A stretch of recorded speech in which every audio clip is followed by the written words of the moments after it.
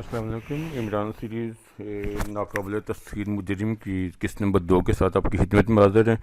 تو پہلی قسط میں ہم نے یہ دیکھا کہ جو کیسے جو فلسطینیوں پر اسرائیلی طیارے نے بمباری کی اور اس کے نتیجے میں جو ہزاروں فلسطینی جو ہلاک ہوئے، اور فلسطین کے جو لیڈر ہیں شاق اسرات وہ پروگرام بنا رہے ہیں کہ کیسے جو اس کا بدلہ لیا جائے۔ اس سلسلے میں وہ پکشیہ کے دورے پہ آ رہے ہیں۔ اب دیکھیں کہ اگلی قسم میں کیا ہوتا ہے۔ فلسطینی کی عظیم اور محبوب لیڈر شاق اسرات 5 روزہ سرکاری دورے پر پکشیہ پہنچ چکے تھے۔ پکشیہ میں ان کا استقبال جس خلوص اور جذبے کے ساتھ کیا گیا تھا اس سے وہ بے حد متاثر ہوئے تھے۔ پکشیہ کے صدر نے ذاتی طور پر بھی اور پکشیہ اور اس کے عوام کی طرف سے فلسطینیوں کو ہر قسم کی امداد دینے کا شاق اسرات کو یقین دلایا تھا۔ اور پھر دورے کے دوسرے روز جب وہ پکشیہ کے صدر سے غیر رسمی ملاقات میں مصروف تھے تو انہوں نے صدر سے مخاطب ہو کر کہا، جناب صدر، آپ نے فلسطینی کو امداد دینے کا جو یقین دلایا ہے، میں تمام فلسطینیوں کی طرف سے اس کا شکریہ ادا کرتا ہوں اور اس سلسلے میں کچھ مزید کہنے کا بھی خواہش مند ہوں۔ شاق اسرات نے بڑے سنجیدہ لہجے میں پکشیہ کے صدر سے مخاطب ہو کر کہا، جی فرمائیے۔ صدر نے اشتیاق آمیز لہجے میں کہا، میں آپ کے ملک کی سیکرٹ سروس کے چیف X2 سے ملاقات کا خواہش مند ہوں اور میں چاہتا ہوں کہ ان کے سامنے میں اپنے خیالات کا اظہار کروں۔ شاق اسرات نے جواب دیتے ہوئے کہا، X2؟ صدر نے چونک کر کہا اور پھر وہ چند لمحوں کے لیے خاموش ہو گئے۔ کیا بات ہے جناب صدر، کیا آپ X2 سے میری ملاقات کو پسند نہیں کرتے؟ اگر ایسی بات ہے پھر رہنے دیجیے، شاق اسرات نے کہا۔ ارے نہیں، ایسی کوئی بات نہیں، بلکہ میں سوچ رہا تھا کہ آپ کی X2 سے ملاقات کا بندوبست کیسے کیا جائے۔ صدر نے چونکتے ہوئے کہا، آپ کیا کہنا چاہتے ہیں؟ میں سمجھا نہیں، شاق اسرات نے الجھے ہوئے لہجے میں کہا۔ دراصل بات یہ ہے کہ اس ملک کی سیکرٹ سروس کے سربراہ جناب X2 سے ذاتی طور پر یہاں کوئی واقف نہیں ہے۔ ان کا محکمہ سیکریٹری وزارت خارجہ کے تحت کام کرتا ہے اور وہی ان سے ڈیل کرتے ہیں، اور جہاں تک مجھے یقین ہے کہ وہ بھی ان سے ذاتی طور پر واقف نہ ہوں گے۔ صدر نے جواب دیا، یہ کیسے ہو سکتا ہے؟ کیا آپ کی X2 سے کبھی ملاقات نہیں ہوئی؟ شاق اسرات نے حیران ہوتے ہوئے کہا، کئی بار ہوئی ہے، وہ ہماری عام میٹنگ میں باقاعدگی سے شامل ہوتا ہے، مگر وہ ہمیشہ ہمارے سامنے نقاب میں آتا ہے، اور جہاں تک اس کے اختیارات کا تعلق ہے، یوں سمجھیے کہ میں بحیثیت صدر بھی نہ اسے معزول کر سکتا ہوں اور نہ اس سے کسی قسم کی جواب طلبی کر سکتا ہوں۔ صدر نے جواب دیا، اوہ، اور اگر ان سے جواب طلبی کا موقع آ جائے تو پھر؟ شاق اسرات نے اور بھی حیران ہوتے ہوئے کہا، یہی تو عجیب بات ہے کہ آج تک ایسا موقع کبھی نہیں آیا۔ X2 نے ہمیشہ ہر کام میں کامیابی حاصل کی ہے، اور یقین جانیے کہ X2 اس ملک کی ایک ایسی دولت ہے کہ ہم پورا ملک دے کر بھی اس کا بدل حاصل نہیں کر سکتے۔ صدر نے جواب دیا، تو کیا نقاب میں رہ کر بھی وہ مجھ سے ملاقات نہیں کر سکتے؟ شاق اسرات نے کہا، ہاں، اس کا بندوبست ہو سکتا ہے، مگر آپ ان سے کیا کہنا چاہتے ہیں؟ صدر نے پوچھا۔ میں تمام فلسطینیوں کی طرف سے انہیں پیغام دینا چاہتا ہوں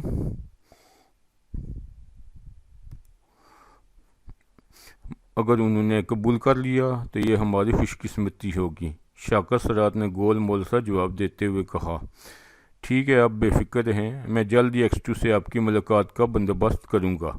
صدر نے انہیں یقین دلاتے ہوئے کہا، اور شاق اسرات نے ان کا بھرپور شکریہ ادا کیا، اور اس کے ساتھ یہ غیر رسمی ملاقات ختم ہو گئی۔ عمران آج کل بالکل فارغ تھا، کئی ماہ سے کوئی کیس ہی نہیں آیا تھا، اور عمران آوارہ گردی کرتے کرتے جب تھک گیا تو اس نے مطالعے میں اپنا لی۔ اس وقت بھی وہ ایک آرام کرسی پر بیٹھا ہوا تھا اور ضخیم کتاب کھولے اس کے مطالعے میں مصروف تھا۔ سامنے چھوٹی سی میز پر چائے کی پیالی پڑی ٹھنڈی ہو گئی تھی، مگر عمران کتاب میں کچھ اس قدر غرق تھا کہ اسے معلوم ہی نہیں ہوا کہ کب سلمان چائے رکھ کر چلا گیا۔ سلمان کو اچھی طرح معلوم تھا کہ عمران جب مطالعے میں مصروف ہو تو پھر معمولی سی آرٹ بھی پسند نہیں کرتا، اس لیے آج کل وہ سارا کام دبے پاؤں کرتا تھا۔ عمران نے کتاب پڑھتے پڑھتے ایک طویل سانس لی اور پھر کتاب بند کر کے اس نے میز پر رکھ دی۔ اسی لمحے سامنے پڑی ہوئی چائے کی پیالی نظر آئی اور وہ چونک پڑا۔ اس کے ہونٹوں پر ایک لطیف سی مسکراہٹ بکھر گئی۔ پیالی میں ایک مکھی بڑے اطمینان سے تیراکی میں مصروف تھی۔ سلیمان، ارے او سلیمان! عمران نے زور سے ہانک لگائی۔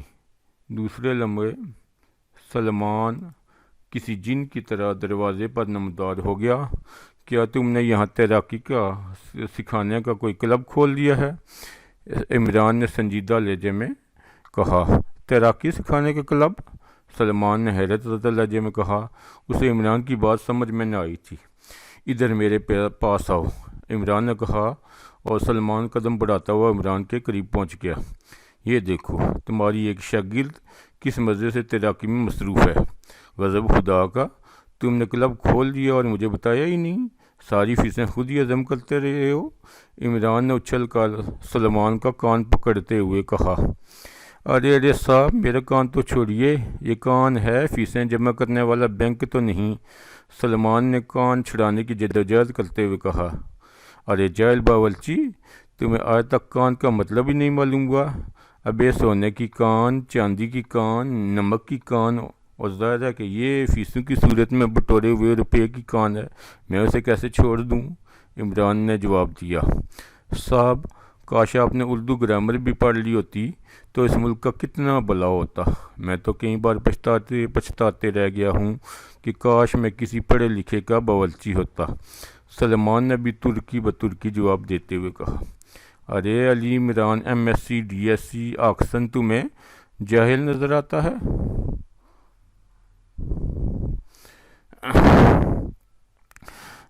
غضب خدا کا، ڈگریوں کی اتنی لمبی کتار بھی مجھے پڑھے لکھوں میں شامل نہیں کر سکتی، عمران نے جلائے ہوئے لہجے میں کہا۔ جناب، آپ کم سے کم مجھ پر ان ڈگریوں کا رعب نہ ڈالا کریں، میں ان کی اصل حقیقت جانتا ہوں۔ شکر کریں میں نے آج تک یہ راز کسی کو نہیں بتایا، ورنہ سلیمان نے اپنے کان چھڑاتے ہوئے کہا۔ اصل حقیقت؟ ارے اصل حقیقت کیا ہے؟ عمران نے سچ مچ حیران ہوتے ہوئے کہا۔ جناب، آپ نے وہ مثل سنی ہوئی ہے کہ چوہے کو کہیں سے پیاز کی گٹھی مل گئی اور وہ پنساری بن بیٹھا؟ آپ کا بھی وہی حال ہے، ایک ڈبیا سے کچھ آکسن حاصل کر لیا اور بنے بیٹھے ہیں پڑھے لکھے۔ سلیمان نے اپنا کان مسلتے ہوئے کہا جو سرخ ہو چکا تھا۔ ڈبیا سے آکسن؟ عمران نے حیران ہوتے ہوئے کہا۔ اس کے چہرے پر واقعی حیرت کے آثار نمایاں تھے۔ بس جناب، اس لیے تو میں کسی کو بتاتا نہیں کہ لوگ کیا کہیں گے کہ اتنے جاہل کا باورچی ہے، بس تقدیر کا چکر ہے، وقت گزار رہا ہوں۔ سلیمان نے مسمسی سی صورت بناتے ہوئے کہا۔ ابے جلدی بتا اس سارے چکر کا مطلب، ورنہ یاد رکھ تیری ساری علمیت ناک کے راستے سے نکال دوں گا۔ عمران نے کرسی سے اٹھتے ہوئے کہا۔ جناب، یہ بھی جاہلیت کا ایک بدترین مظاہرہ ہے کہ جب اور کچھ نہ ہو سکا تو رعب ڈالنا شروع کر دیا۔ سلیمان نے اسی لہجے میں جواب دیتے ہوئے کہا اور عمران مکاتان کر اس کی طرف بڑھنے لگا۔ بتاتا ہے یا پھر؟ عمران نے بڑا سنجیدہ چہرہ بناتے ہوئے کہا۔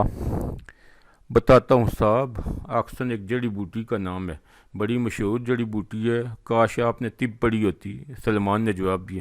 ارے جعلی نیوز کی ناخلف اولاد، آگے بول، عمران نے ایک قدم آگے بڑھتے ہوئے کہا۔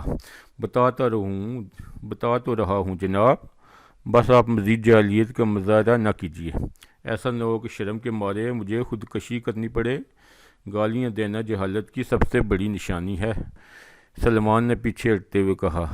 پھر بتا بھی صحیح، تو نے اتنی نشانیاں بتانے شروع کر دی ہیں کہ مجھے بھی اپنی جہالت پر یقین آتا جا رہا ہے، اور میں سوچ رہا ہوں کہ آکسفورڈ یونیورسٹی پر دعویٰ کر دوں کہ اس نے مجھ جیسے جاہل کو سائنس میں ڈاکٹریٹ کی ڈگری کیوں دے ڈالی۔ عمران نے بے اختیار اپنا سر پکڑتے ہوئے کہا۔ شکر ہے آپ کو اپنی جہالت پر یقین آ گیا۔ بہرحال سنیے، آپ جن کو ڈگریاں بنا کر مجھ جیسے پڑھے لکھے علامہ فاضل باورچی پر رعب ڈالتے ہیں، اس کا مطلب ہے مصیبت سے کسی ڈبیا سے کچھ آکسن حاصل کیا ہے اور بس، سلیمان نے مسکراتے ہوئے کہا۔ مصیبت سے کسی ڈبیا سے کچھ آکسن؟ عمران نے آنکھیں پھاڑ کر دوہراتے ہوئے کہا، ہاں جناب، آپ M S C D S C Oxon کہتے ہیں نا اپنے آپ کو؟ اب خود فیصلہ کر لیجئے۔ ایم سے بنی مصیبت، ایس کا مطلب ہے سے، سی سے بنا کسی، ڈی تو ظاہر ہے ڈبیا کا مخفف ہے، اور ایس کا مطلب میں پہلے ہی بتا گیا ہوں، اور سی کا مطلب ہے کچھ، اور آگے آکسن، یعنی مصیبت سے کسی ڈبیا سے کچھ آکسن آپ کو مل گیا اور آپ نے روب ڈالنا شروع کر دیا۔ وہی چوہے والی مثال، سلمان نے بڑے سنجیدہ لہجے میں عمران کو سمجھاتے ہوئے کہا، اور عمران دڑام سے واپس کرسی پر گر گیا۔ خدا کی پناہ، اتنا پڑھا لکھا باورچی بے مجھ جیسے جیل کا تمہارے ساتھ کیسے گزارا ہو سکتا ہے؟ اس لیے علامہ باورچی صاحب، آج سے آپ کی چھٹی۔ عمران نے آنکھیں نکالتے ہوئے کہا، صاحب سوچ لیں، لیبر کورٹس کھلی ہوئی ہیں اور وکیل کو فیس دینے جتنی رقم میرے پاس ہے ہی۔ سلمان نے روکھے لہجے میں جواب دیتے ہوئے کہا، او خدایا، اب میں کہاں جاؤں؟ عمران نے دوبارہ دونوں ہاتھوں سے سر پکڑتے ہوئے کہا، فی الحال آپ لیٹرین کا چکر لگائیں، کچھ طبیعت ہلکی ہو جائے گی۔ سلمان نے جواب دیا اور میز پر پڑی پیالی اٹھا کر تیر کی طرح باورچی خانے کی طرف بڑھ گیا، اور اس کے دروازے میں غائب ہوتے ہی عمران بے اختیار ہنس پڑا۔ کئی گھنٹوں کے مطالعے نے ذہن پر سنجیدگی جو گرد چڑھا دی تھی وہ سلمان نے چند ہی لمحوں میں صاف کر دی تھی۔ اسے معلوم تھا کہ چند لمحوں بعد اس کے سامنے گرم چائے کی پیالی موجود ہوگی۔ اسی لمحے میز پر پڑا ہوا ٹیلی فون گنگنا اٹھا اور عمران نے مسکراتے ہوئے ریسیور اٹھا لیا۔ یس، علی عمران جائل سپیکنگ۔ عمران نے بڑے سنجیدہ لہجے میں کہا، میں سلطان بول رہا ہوں عمران بیٹے۔ دوسری طرف سے سر سلطان کی آواز سنائی دی۔ انہوں نے شاید جان بوجھ کر جائل کا لفظ نظر انداز کر دیا تھا۔ کیا زندگی میں پہلی بار بولے ہیں آپ جو مجھ پر احسان جتا رہے ہیں؟ عمران نے لہجے میں جھنجھلاہٹ پیدا کرتے ہوئے کہا، آج شاید سلمان نے کچھ زیادہ ہی مرچیں ڈال دی ہیں۔ بہرحال سنو، شام 6 بجے پریزیڈنٹ ہاؤس میں پہنچ جاؤ ایکس 2 کے روپ میں۔ شاکر سرات تم سے ملنا چاہتے ہیں۔ سر سلطان نے جلدی کہا، پھر عمران کی طرف سے جواب سنے بغیر ہی انہوں نے رابطہ ختم کر دیا۔ شاکر سرات؟ عمران نے بڑبڑاتے ہوئے کہا، اور پھر ڈھیلے ہاتھوں سے ریسیور رکھ دیا۔ اس کے چہرے پر سوچ کی گہری لکیریں پھیلتی جا رہی تھیں۔ یہ آج کی تھی قسط نمبر 2۔ کیا شاکر سرات کی عمران سے بطور ایکس 2 ملاقات ہو سکی اور انہیں کیا مدد طلب کی؟ کیا عمران فلسطینیوں کی مدد کے لیے آمادہ ہو گیا؟ کیا ایکس 2 نے عمران کو اجازت دے دی اپنی جو ٹیم لے کے جانے کے لیے؟ آگے کیا ہوا یہ ہم اگلی قسط میں دیکھیں گے۔ تب تک کے لیے اللہ حافظ۔